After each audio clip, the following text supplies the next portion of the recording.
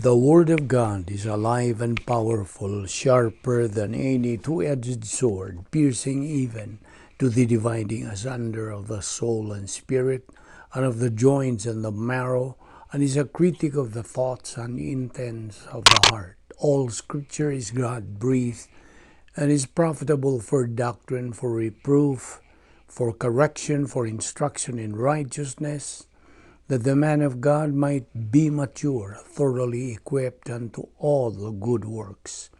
Study to show thyself approved unto God, a workman that needeth not to be ashamed, rightly dividing the word of truth. Matthew 5:13-16. You are the salt of the earth, but if the salt loses its flavor, how shall it be seasoned? It is then good for nothing, but to be thrown out and trampled under foot by men. You are the light of the world.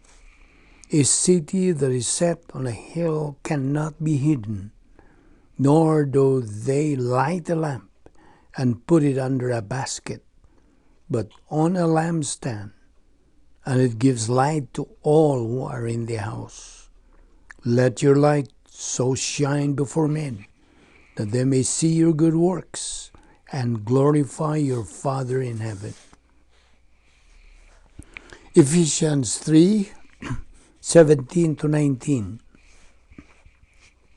That Christ may dwell in your hearts through faith, that you, being rooted and grounded in love, may be able to comprehend with all the saints what is the width and length and depth and height, to know the love of Christ, which passes knowledge, that you may be filled with all the fullness of God.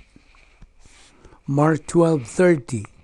And you shall love the Lord your God with all your heart, with all your soul, with all your mind, and with all your strength. This is the first commandment. Before we start our Bible study today, as our routine, let us examine ourselves by being filled by God the Holy Spirit and back to fellowship with God the Father. So we have to use the principle of 1 John 1:9. If we confess our sins, God is faithful and just to forgive us our sins and to cleanse us from all unrighteousness. For you, unbeliever, it is faith on the Lord Jesus Christ that you need. Put your faith in Him, trust Him, and you will be saved. Acts 16:31 says, believe on the Lord Jesus Christ, and thou shalt be saved. Let us pray.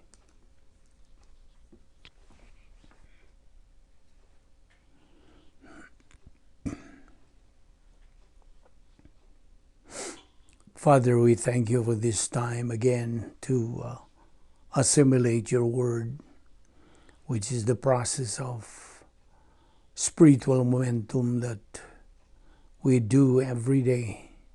We thank you, Lord, for your blessings, for giving us good health, and now we pray that you give us the necessary concentration and focus to what we're going to take up today. This we ask in Christ's name. Amen. Well, welcome everyone, our fellow believers, our subscribers, friends, relatives, neighbors. Welcome everyone. We are still dealing on the subject, the rapture. Okay, we will continue where we stopped yesterday. By the way, the rapture of the church is a signless event, a surprise event, a sudden event, as 1 Corinthians 15:52 delineates. Now, 1,000,000 conversations will happen in the middle of a sentence, 1/60th of a second. It is a very selective event only for believers 1 Thessalonians 4:13. Well, as we continue our study on the rapture, let us open our Bible once again to Psalms 137. Okay, let us proceed. On verse 1, the word Zion there was, first of all, that's the mountain in Jerusalem where David built his palace. Likewise, that's where King David built his fortress, big fortress, which he used as defense of his palace. That's what we mean by Zion, the first use of the word Zion. But the word Zion, as it is continuously being used in the Bible, means Jerusalem now. Now it means Israel. Well, it is not Jerusalem, but it is the southern kingdom which is already Israel. Verse 2, there on the poplars we hung our harps. Well, actually it is not harp. There is a difference between a harp and a lyre. Here it means lyre. So they hung their lyres. Verse 3, for there our captors ask us for songs. Now, their captors were Babylonians, the Chaldeans, which we know today as Iraq. Now let us just make this clear to you. I have a question. Does the Bible mention of a Babylon in the future? During the tribulation period, will there be Babylon? Yes, there is. And it's going to be in the limelight. It would play its significant role in the first time of man's history. I repeat, there's going to be Babylon during the tribulation period. It's going to happen in the future. Yes, the Bible speaks of a Babylon that's going to rise in power and is going to bring its worst in the tribulation period. Now, may I ask you this question? What is this Babylon that the Bible mentions about? Or what does Babylon here mean? What is this Babylon that the book of Revelation talks about? The answer is religion. It is religion. The religion that's going to actively move in the tribulation period. But if we're going to look at Babylon as a nation, which is likewise mentioned in the book of Revelation that's coming in the future, where is Babylon found that you know today? Where is it found? The answer is in Iraq. So, as we can see here, Iraq will still be existing even during the tribulation period. Okay? Now, Iraq today is an Arab nation, right? Verse 4 says, how shall we sing the Lord's song in a strange land? That's the question. Verse 5 says, if I forget thee, O Jerusalem, let my right hand forget her cunning. Verse 6, if I do not remember thee, let my tongue cleave to the roof of my mouth, if I prefer not Jerusalem above my chief joy. Well, for these captives, it is Jerusalem that is foremost in their priority, or it is Jerusalem that's their first, correct? That is according to what we just read, okay? So it's Jerusalem that's their number one priority. It is Jerusalem that's the number one focus of their mind, okay? But the most sad thing is that the Jews throughout the world, including the people inside Israel now, are not Christians. Do you know that most of them are not saved? You know what? Even if they have been called the chosen people of God, they are not saved. They are unbelievers. Do you know that? Now may I ask you, why are they unbelievers? Why? Do you know why? The answer is because these Jews are still waiting for their Messiah. They're still waiting for their Messiah who, according to them, was promised in the Old Testament. They don't believe in the Lord Jesus Christ. That's the reason why, if we are going to read and see in the event the Lord Jesus Christ comes back for the second coming, we have read and studied in the book of Revelation, which showed that the first thing our Lord is going to show are His wounds on both hands and on His side and both feet. He's going to show His wounds to the people, even to His disciples who, some of them did not believe that He was the Messiah who was crucified. So those Jews are not saved. Why? Because they don't believe that the Lord Jesus Christ is their Messiah. And so, all of the religious rituals or ceremonies, their method of worship, are still following the method which was practiced in the Old Testament. That's the reason why we see here the seriousness of their sincerity and loyalty to their origin or from where they were descendants of.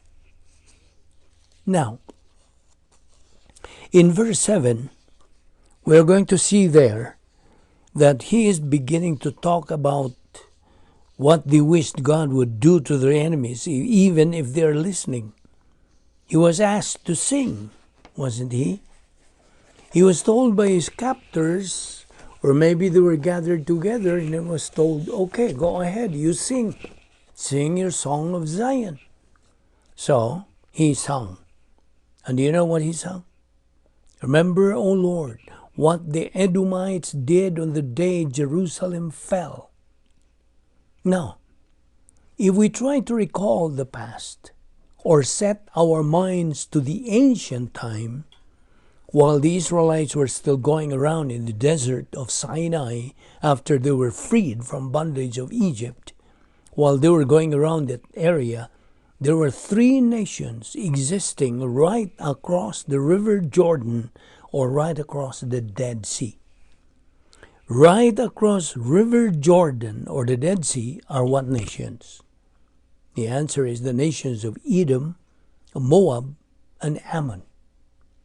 And that is what this song is talking about. This song talks about these three nations in that area in those days, which today, these three nations is already the nation of what? It is the nation of Jordan. This is what is called here as Edom. Now, what is this nation? An Arab nation or not? It is also an Arab nation. Now, what is being said here is this. Remember, O Lord, what the Edomites did on the day Jerusalem fell. Continue. Tear it down, they cried. Tear it down to its foundations. Now he's talking about the enemies who destroyed Jerusalem, the enemies of the Jews in those days. Verse 8 says, O daughter of Babylon, doomed to destruction, happy is he who repays you for what you have done to us. Now, who is Babylon here? Who is Babylon again? Again, it's Iraq. Now, if you remember during that's a long time ago, Operation Desert Shield, that's before Desert Storm. Haven't you noticed, while Iraq was having war against the United States forces in Saudi Arabia, did you still remember what Iraq did while the war was going on? Can you remember what Iraq obviously did? The answer is Iraq bombed Israel, isn't it? Yes, Iraq bombed Israel even though Israel had nothing to do with the war or conflict. But why? Well, since the Old Testament times, these nations had long time been in conflict already. We know that. that nation had already been against Israel. That is the reason why we are seeing this thing in the song, that these people are crying out, tear it down, tear Jerusalem down, tear Jerusalem down. But what is his answer? Verse 9, he who seizes your infants and dashes them against the rocks. Well, as you hear this, perhaps you're going to get mad to the one who is singing this song. Why? Why do you think? It is because the one who's singing this was a captive. He was singing against his enemies. Now, but you see, this was the song. This is the very song the Israelites still keep on singing even today. You see? Now, let us clarify one important thing here, and it is this, that even if we know most of the Jews of today are unbelievers, they are still the chosen people of God. Mark that. And being the chosen people of God, whatever was promised to the Jews, which was not fulfilled, will have to be fulfilled. God always fulfills his promise. He keeps his word. And God is going to fulfill that at the time when the Lord Jesus Christ comes back to earth. He's going to fulfill that when he comes. And he's going to fulfill all the unfulfilled promises. Always remember that. The same thing to you, fellow believer. God is going to fulfill all his promises. God has all the perfect attributes. And one of these is his faithfulness. He is faithful and true to his promises. Don't ever forget that. The truth is, we are faithless. God is faithful. But we can strengthen our faith in the Lord if only we make him and his word our priority. If only we grow in grace and in the knowledge of our Lord and Savior Jesus Christ. Thus, we stay constantly in the fellowship sphere in time and eventually become winners in the Christian way of life. So, to you, fellow believer in Christ, are you ready to meet the Lord in the air during the rapture? Remember, he's going to come like a thief in the night. In Matthew 24:44, don't forget this.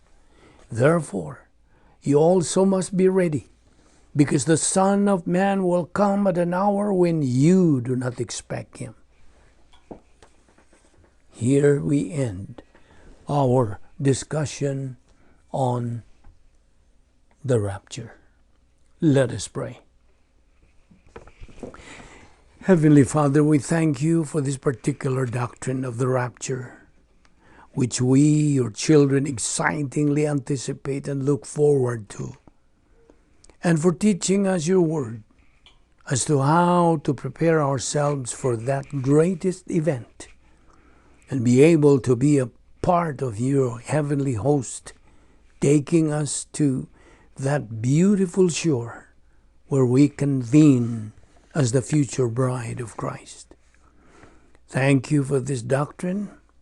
May this doctrine challenge, motivate, and inspire our life to pursue our spiritual momentum, thus attaining that stage of capacity for life. All these we ask in Christ's name. Amen.